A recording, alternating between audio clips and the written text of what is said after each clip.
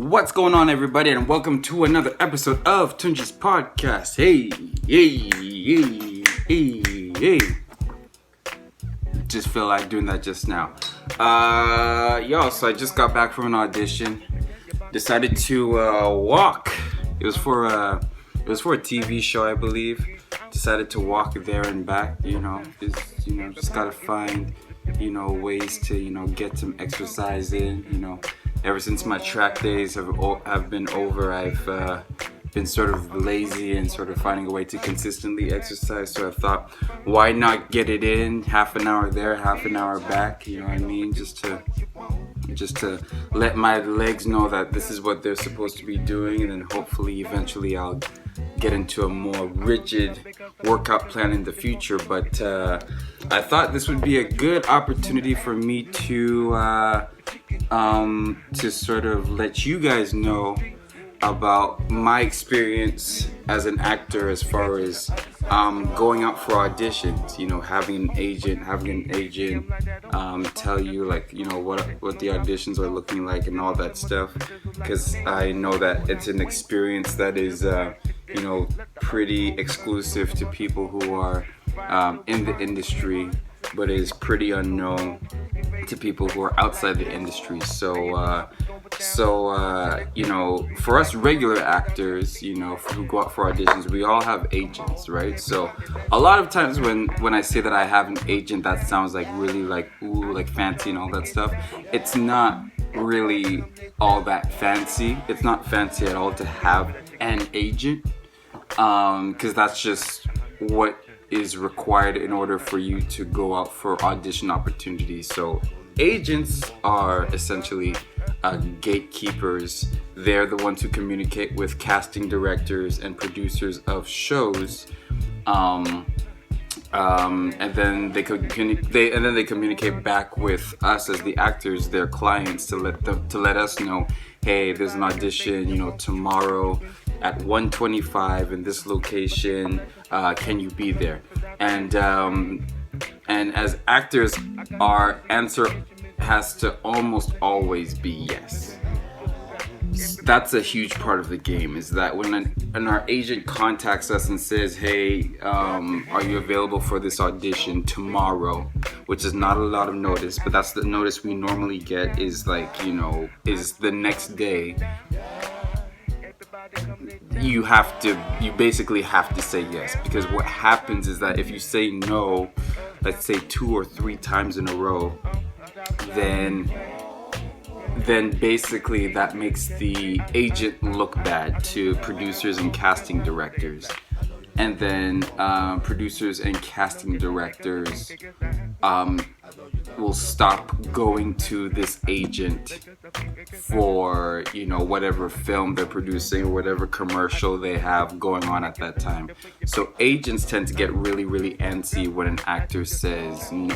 Basically, unless the actor has a good reason for why they can't make it to the audition, you have to say yes. It's not really an option whether you feel like going or not. You gotta go, right? So I, as the actor, I get 1 day notice that I gotta be somewhere tomorrow for an audition. So on a day like today, I walk over to the audition, walk for half an hour, and I only have one line.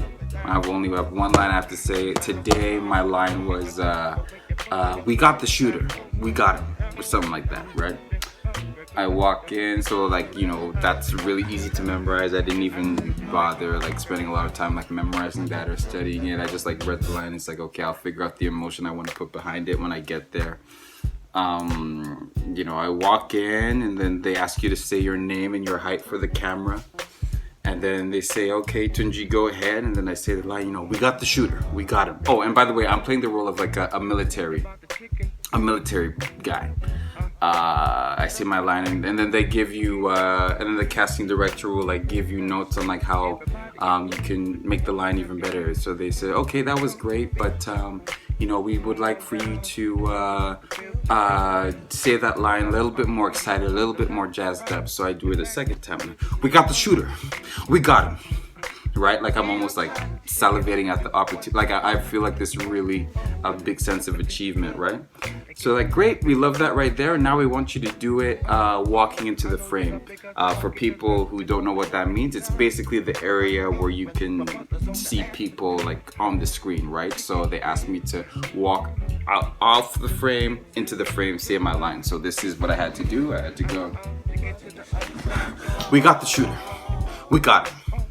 Do it like that. Do it like that again. And then that's the whole audition. Less than 5 minutes. Then half an hour back home. And that's the life, man. That's what you have to do. And as an actor, I've been in the game for like a couple years now, and now I'm completely satisfied and aware of the fact that in all likeliness, I'm not gonna get the part. Which sounds like a really pessimistic view, but it's actually not. It's actually looking at the reality of the situation, which is there are so many people who are going to audition for this role that you're going to do. So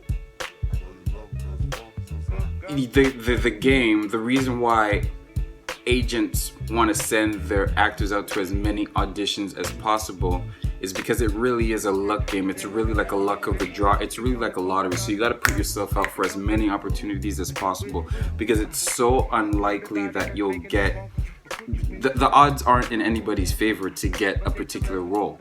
So you want to put yourself out for as many roles as possible so that you'll luck out and strike out on one out of 100 auditions, right?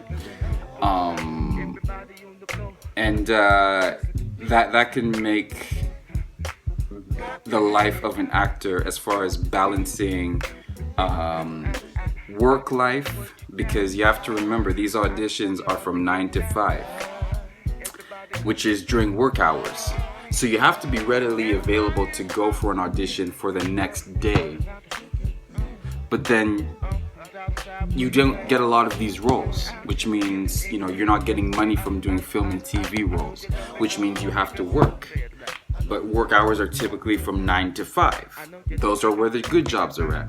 So we end up, a lot of us, going for service jobs, retail, bartending, waiters. You see a lot of actors going for those things. But that causes another added pressure because those jobs don't particularly pay that well, right?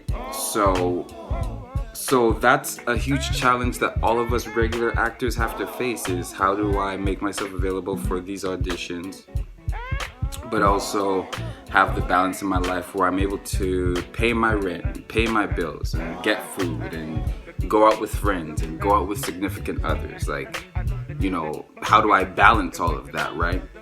And how do I stay patient in going out for these auditions when I know in all likeliness I'm not going to get this particular role. Oh, and by the way, I'm traveling to like the other side of the city so I can say one line 5 times and then walk out. You know what I mean? So you really have to love it. You really have to want to do this stuff. And you just have to really be into it. You have to want to do it, to go through the grind of it. And just to wrap this thing up, that's why it's so important for us to, as actors, to like make sure that we're paving our own way, and that we're creating our own stuff, and we're building our own audience, and we're building our own networks, so that we're not so dependent on this industry that doesn't really that doesn't really consider how our livelihood is being affected by the way the industry currently is. And you really can't be waiting on booking a role, getting a quick $5,000, because like in the past 2 years I've gotten it. Like in the 2 years I've done this, I've booked 4 roles, each paid anywhere from $1,500 to $5,000, which isn't enough to support yourself year to year, right? So yeah, that's the life, man. That's how it goes. It's not glamorous at all. It's just a lot of work. So peace out.